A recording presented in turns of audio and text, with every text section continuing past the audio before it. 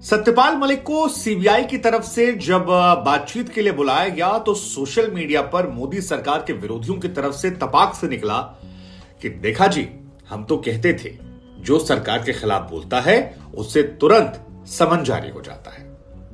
लेकिन क्या कहानी सिर्फ इतनी सी है या इसके पीछे कई और परतें हैं?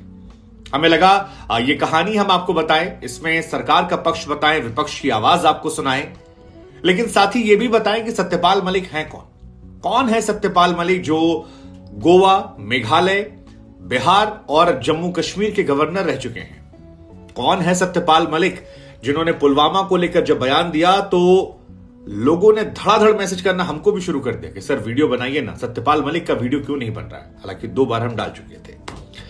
कौन है सत्यपाल मलिक जो लोकदल से अपनी सियासत की शुरुआत करते हैं, कांग्रेस में जाकर राज्यसभा सांसद बनते हैं, फिर जनता पार्टी में जाते हैं, बीजेपी में आते हैं, चुनाव हारते हैं लेकिन बीजेपी उपाध्यक्ष बनवाती है, राजनाथ सिंह की टीम में काम करते हैं, अमित शाह के साथ काम करते हैं और फिर किसान आंदोलन के बाद उसी सरकार के खिलाफ हो जाते हैं। कौन है सत्यपाल मलिक जिन्होंने आरएसएस और अनिल अंबानी पर जम्मू कश्मीर में राज्यपाल रहने के दौरान 300 करोड़ की रिश्वत देने का आरोप लगा दिया था? कौन है सत्यपाल मलिक जिन्हें अब सीबीआई ने जब बुलाया तो खबर उड़ गई, समन दिया, लेकिन वो कह रहे हैं अब जो ताजा मामला है दरअसल वो जम्मू कश्मीर के गवर्नर रहने के दौरान सत्यपाल मलिक ने एक संदर्भ में ये बात कही थी कि उनके पास 2 फाइलें पहुंची जिसे पास करने के एवज में उन्हें 300 करोड़ की रिश्वत की ऑफर की गई। एक, उन्होंने नाम नहीं लिया, कहा कि आरएसएस के कोई नेता है उनसे जुड़ा प्रोजेक्ट था, और दूसरा अनिल अंबानी से जुड़ा प्रोजेक्ट था। सत्यपाल मलिक ने जब यह बयान दिया था उसके बाद सीबीआई की तरफ से 2 मामले दर्ज किए गए थे और 14 ठिकानों पर छापेमारी भी हुई थी।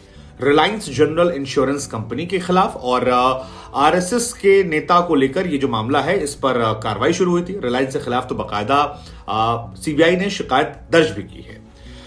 राजस्थान के झुंझुनू में सत्यपाल मलिक जी थे जब उन्होंने ये पूरा आरोप लगाया था कि ऐसा ऐसा जम्मू कश्मीर में रहने के दौरान हुआ, और ये बताया कि उनके सचिव ने उनसे कहा है कि सर आपको 150 करोड़ रुपए एक फाइल के मिल सकते हैं अगर आप फाइल को हस्ताक्षर कर देते हैं, लेकिन ये मामला जो है थोड़ा करप्शन का है और इस वजह से सबको नहीं करना चाहिए। सत्यपाल जी ने कहा कि मैंने नहीं किया। हालांकि ये घटना तब की है जब वो जम्मू कश्मीर के राज्यपाल थे और संदर्भ दिया था उन्होंने अभी हाल फिलहाल में कुछ साल पहले जब वो राजस्थान के झुंझुनू में थे। इसी मामले को लेकर उन्हें सीबीआई ने बुलाया है। सत्यपाल जी से पूछा गया इंडिया टुडे आज तक की तरफ से कि क्या आपको समन भेजा गया? कहा नहीं, पूछताछ के लिए बुलाया। उधर गृह मंत्री अमित शाह कह रहे हैं कि इस मामले में उनसे 2 बार पहले भी पूछताछ हो चुकी है क्योंकि मामला दर्ज था, लिहाजा उनके हालिया बयानों से इसका कोई लेना देना नहीं है। लेकिन टाइमिंग को लेकर जो आखिरी सोच है वो हम सत्यपाल मलिक का जो दूसरा बड़ा आरोप है वो था पुलवामा को लेकर हाल फिलहाल में एक डिजिटल चैनल को इंटरव्यू देने के दौरान। इस मामले को लेकर हमको 10,000 लोगों ने कम से कम मैसेज किया होगा, वो भी तब जब 2 बार हम वीडियो अपलोड कर चुके थे और हर बार सच्चे पत्रकार है तो कर दीजिए, गोदी मीडिया है तो कर दीजिए। खैर, लोगों का तो काम है, आप एक खबर उनके पक्ष की डाल दीजिए तो आपको सराखों पर, नहीं डालिए तो आपसे खराब कोई नहीं। लेकिन इन बातों को हटाकर हमारी कोशिश है कि खबर आप तक पहुंचाए, एनालिसिस आप कर लें। तो जो दूसरी खबर पुलवामा वाली है वो महत्वपूर्ण खबर हो जाती है क्योंकि हाल फिलहाल में उन्होंने एक डिजिटल चैनल को इंटरव्यू दिया, द वायर को इंटरव्यू दिया, और उसमें इंटरव्यू के दौरान उन्होंने कहा कि पुलवामा हमला जो है वो हट सकता था क्योंकि सीआरपीएफ के काफिले पर जो हमला हुआ था वो हमारे सिस्टम का फेलियर था। उन्होंने कहा कि सीआरपीएफ के जवानों को ले जाने के लिए एक विशेष विमान की मांग की गई थी, लेकिन उस वक्त जो गृह मंत्री थे राजनाथ सिंह जी, उन्होंने इस मांग को ठुकरा दिया था और जिस रास्ते से सीआरपीएफ को जाना था उस रास्ते को सही तरीके से सैनिटाइज नहीं किया गया था। प्रधानमंत्री के सामने जब उन्होंने ये मुद्दा उठाया तो प्रधानमंत्री जी ने उनसे कहा कि आप चुप हो जाइए, आपको नहीं बोलना है। उन्होंने कहा कि मैंने एनएसए अजीत डोभाल से कहा, जो मेरे बैचमेट भी रह चुके हैं, मेरे साथ काम कर चुके हैं, उन्होंने मुझसे कहा आप चुप रहिए, और उसके बाद डोभाल साहब चले गए। 4 साल बाद भी अब तक इस मामले को लेकर कुछ स्पष्ट नहीं हो पाया है कि वो आरडीएक्स कहां से आया, कौन उसके दोषी थे। ये सारी बातें उन्होंने इस इंटरव्यू में कही जो कांग्रेस लगातार उठा रही है सवाल। इधर इस पूरे मामले को लेकर बीजेपी का वर्जन जानना भी बहुत जरूरी है क्योंकि बीजेपी क्या सोचती है वो भी अहमियत रखता है। एक तरफा बयान तो चल नहीं सकते। तो बीजेपी से सवाल पूछा गया कि आपकी पॉलिटिकल पार्टी के खिलाफ जब कोई नेता बोलता है तो उसके पीछे ईडी सीबीआई क्यों लग जाती है, ये कैसा परसेप्शन है?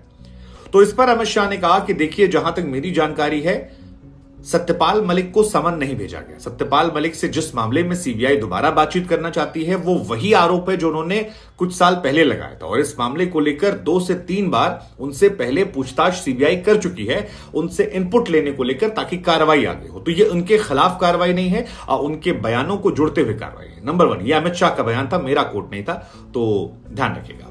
दूसरा, उन्होंने कहा कि सत्यपाल मलिक की क्रेडिबिलिटी को लेकर क्वेश्चन है।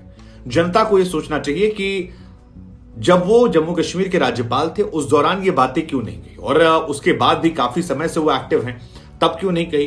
अब 4 साल बाद इस बात को उठाकर क्या वो अपने आप को खबरों में लाना चाहते हैं?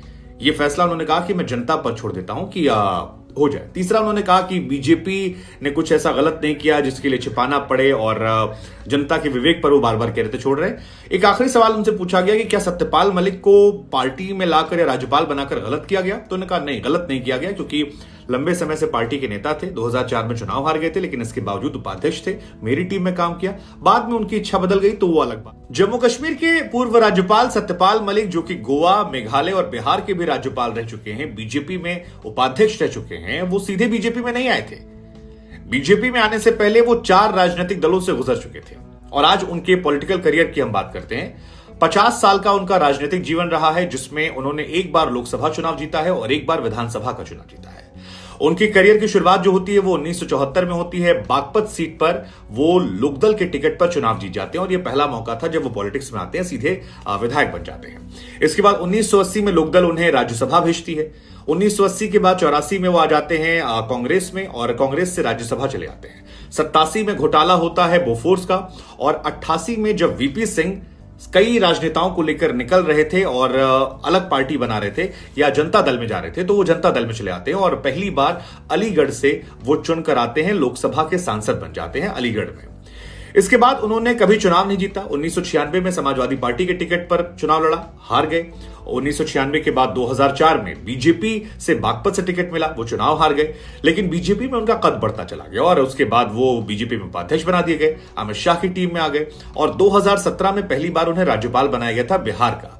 इसके बाद 2018 में उन्हें राज्यपाल बनाया गया जम्मू कश्मीर का। इसी में 370 खत्म हुआ था, और उसके बाद 19 में गोवा का राज्यपाल बनाए गए, और इसके बाद वो बीजेपी के काफी खिलाफ हो गए, जिसके बाद धीरे धीरे उन्होंने अपनी अलग राय। तो सत्यपाल मलिक जी के जीवन में 2-3 बातें जो नोटिस करने वाली हैं। एक तो ये कि चुनाव के तौर पर 2 चुनाव उन्होंने जीते हैं, राज्यसभा में वो ज्यादा नामांकित किए गए हैं।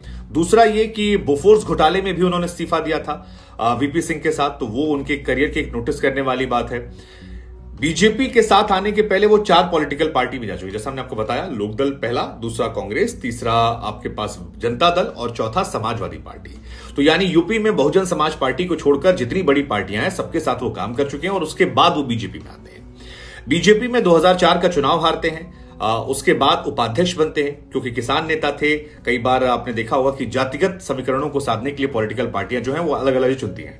तो सत्यपाल मलिक साहब के लिए बागपत से आना उनका फैक्टर काम कर सकता है। उसके बाद अमित शाह की टीम में जाते हैं। 17 में राज्यपाल उन्हें बनाया जाता है, बिहार जैसे राज्य का। लेकिन सबसे ज्यादा हाईलाइटेड उनका जो करियर रहा है वो 2018 वाला करियर रहा है, जब उन्होंने जम्मू कश्मीर के राज्यपाल के तौर पर पद संभाला था, और वही जो उनका टाइम था वो सबसे इंपॉर्टेंट था, क्योंकि 370 उसी टाइम हटाया गया था। गोवा में राज्यपाल रहे, उस दौरान भी उनकी कई सारे आरोप रहे कि अमित शाह को, मोदी जी को मैंने कहा भ्रष्टाचार हो रहा है, तो उन्होंने पता करके मुझे डांट दिया। बहुत सारे आरोप उनके बाद में, लेकिन सबसे इंपॉर्टेंट करियर में जो पार्ट रहा है उनका, वो रहा है 2018 में जम्मू कश्मीर का, जिसको लेकर पुलवामा के आरोप उन्हें लगाए हैं, और अब 5 साल बाद ये खबरें हाईलाइट हुई। और जहां तक बात सरकार के विरोध की है, सत्यपाल मलिक साहब जो हैं, सरकार का विरोध उन्होंने किसान आंदोलन से शुरू किया था। किसान आंदोलन में किसानों के पक्ष में चले गए थे, कहा था कि तीनों कृषि कानून जो है उन्हें काला कानून बताया था, और कहा कि इन्हें वापस होना चाहिए। जो किसान हैं उन पर मुकदमे जो दर्ज हैं वो वापस होने चाहिए। साथ ही ये भी कहा कि मैं खुद इन तीनों कृषि कानूनों का विरोध हूं। एमएसपी देना पड़ेगा, न्यूनतम समर्थन मूल्य जो है वो किसानों की फसलों का देना पड़ेगा। तो बहुत सारे आरोप जो हैं वो किसान आंदोलन से लगे थे। 2019 के बाद से धीरे धीरे राहें जुदा होने लगी। शुरुआत में जब पहली बार वो हाईलाइट हुए मोदी सरकार के खिलाफ तो किसान आंदोलन था, दूसरी बार जब हाईलाइट हुए वो तब मामला था वो जिस मामले को लेकर सीबीआई ने अभी उन्हें बुलाया है पूछताछ के लिए, आरएसएस के नेता और अनिल अंबानी पर जो आरोप लगाए थे।